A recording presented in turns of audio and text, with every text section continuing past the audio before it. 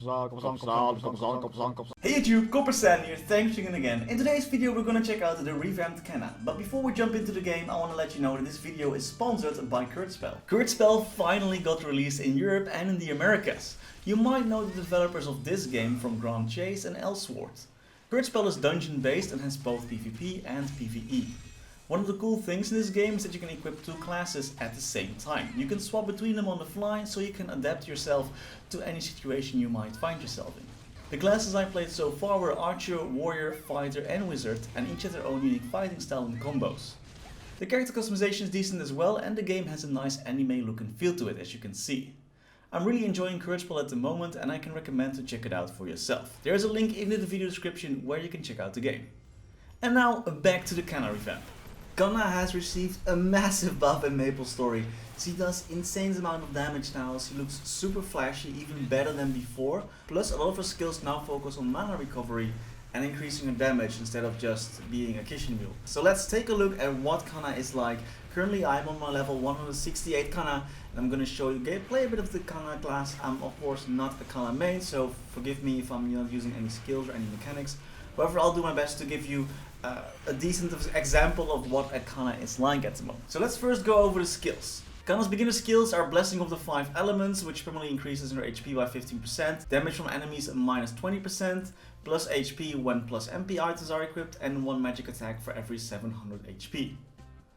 She has Haku of course, she has Mana Flow, which means that every time when your mana is not full, you automatically recover 50 mana every 6 seconds. And Fan Equip Mastery plus 40% as well, it's like your second job mastery just right there. There's Return of the 5 Planets, which returns you to their hometown, and that's about it. So one of the big changes is that Kanna now, once she ever uses skills, summons these geomancy things, these mana veins basically. Mana veins recover your mana more quickly. So whenever you are spamming your skills, which you already can do quite a bit because of this, because of the beginner skill, you can now spam your skills even more by just standing in one of these mana veins. You will increase your mana recovery, which just makes it so easy to spam skills. So you have the Haku the Familiar, which increases your speed and your luck by 30. That's interesting. You have Shikigami Hunting, which receives a massive buff. Right now it does crazy amounts of damage. The hitbox got increased as well. It's just a super big buff to this character, which is really nice. Spiritual Enlightenment, which increases int by 40 and defense by 400.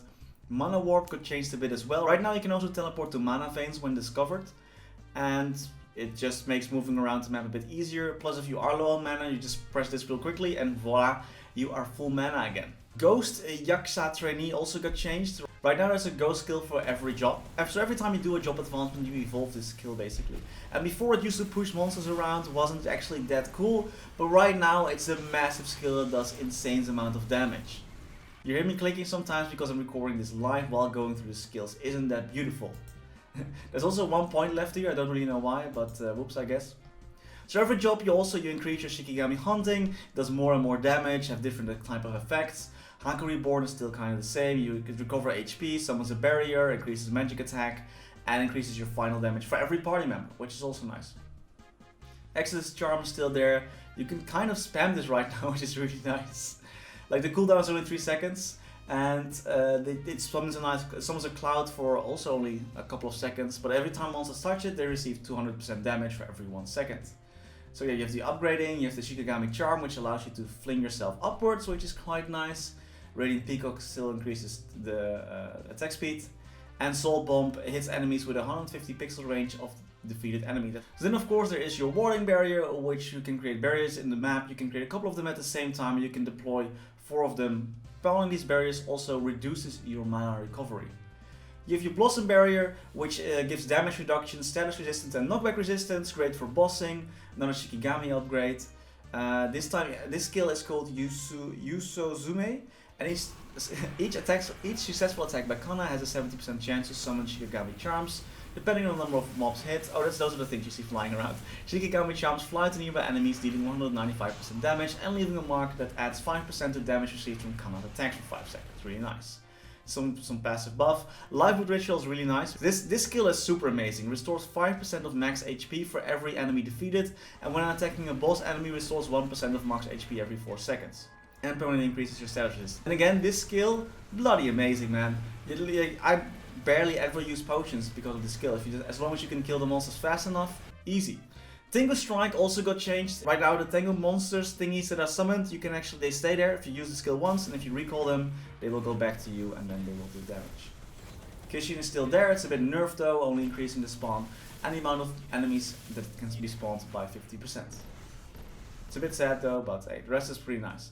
Mana Balance is also a skill that you can use to use 50% of max HP to recover 80 mana. I never used it actually. You have of course in 4 job Haku Perfected, another Bellflower Berry which increases damage, by and boss damage as well. I still need to have the mastery books. Shikigami Hunting got another buff.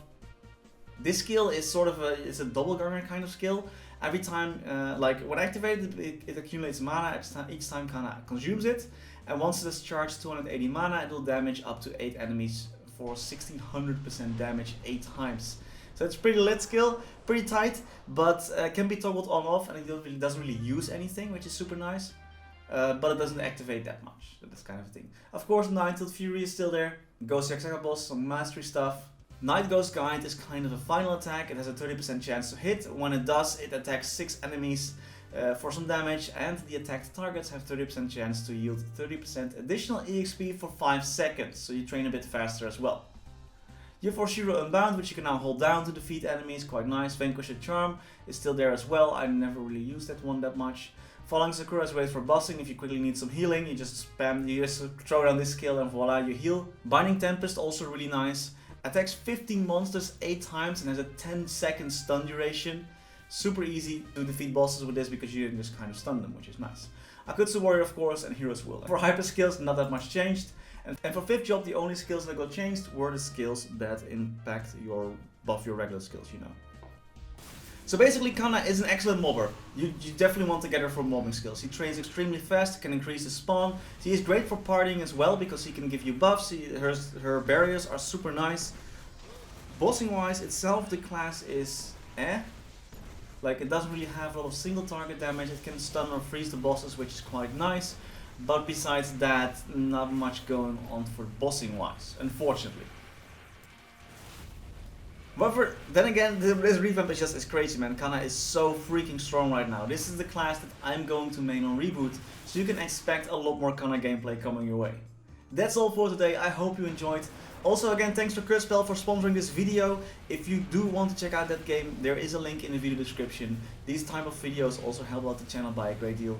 So thanks for that. Thanks for watching. I hope you enjoyed. Have fun playing Kanna, and see you next time.